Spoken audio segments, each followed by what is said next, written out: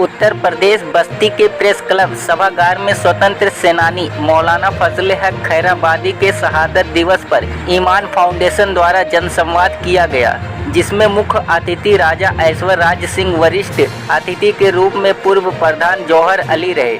अध्यक्षता इरफानुल्लाह ने किया। ईमान फाउंडेशन के संस्थापक इरफानुल्लाह ने कहा, इस कार्यक्रम का मुख्य उद्देश्य लोगों में जागरूकता फैलाना था ताकि लोग हिंदुस्तान को मजबूत करने के लिए शिक्षा पर जोर दे सके। उन्होंने कहा, ईमान फाउंडेशन जल्द ही श्री राजा लक्ष्मेश्वर सिंह ट्रेनिंग इंस्टीट्यूट खोलेगा ताकि बस्ती के बच्चे पूरी दुनिया में भारत का नाम रोशन कर सके।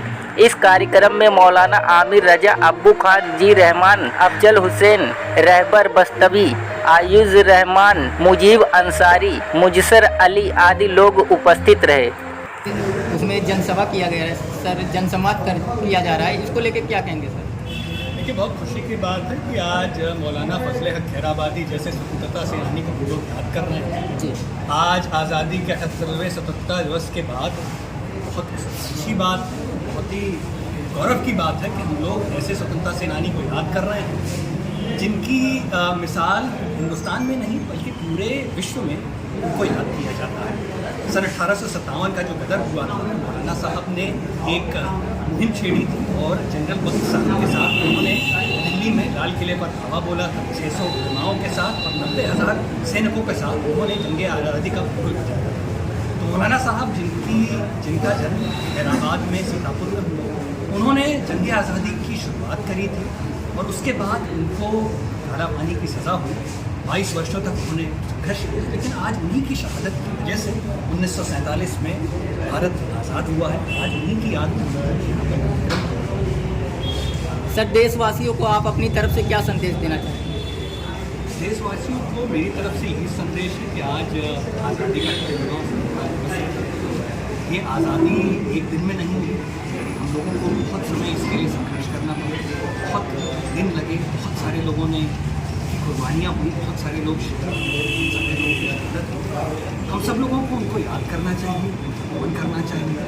सन 1757 में जब लॉर्ड रॉबर्ट क्लाइव और सिराजुद्दौला के बीच जो जंग छिड़ी बैटल ऑफ प्लासी, उसके बाद अंग्रेजी हुकूमत यहाँ पर आई। 200 सालों तक उन्होंने यहाँ पर राज किया, लेकिन हमारे स्वतंत्रता सेनानी खैराबादी साहब, बाद में महात्मा गांधी जी आए, गफार खान साहब आए, राम प्रसाद बिस्मिल जी आए, अशफाकुल्लाह खान साहब, सबको हमें याद करना चाहिए। उन्हीं के उनकी एक मुहिम थी, उसके बाद हम लोगों को आज़ादी मिली।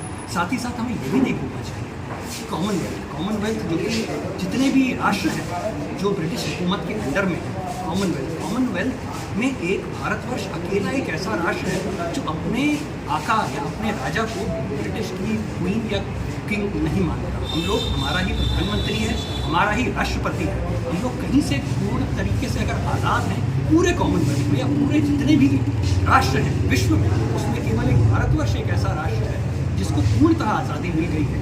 ये सब क्यों? हमारे जो स्वतंत्रता सेनानी हैं उनकी वजह से, मौलाना साहब हुए, गांधी जी हुए, खान अब्दुल गफ्फार साहब, उसे सब हमको। सर, ईमान फाउंडेशन के अध्यक्ष को आप क्या कहना चाहेंगे? ईमान फाउंडेशन बस्ती में, उत्तर प्रदेश में बहुत ही अच्छा काम कर रहा है। पिछले गत वर्षों से कई स्वास्थ्य शिविर लगाए हैं ईमान फाउंडेशन ने। शिक्षा के क्षेत्र में ईमान फाउंडेशन बहुत अच्छा काम कर रहा है।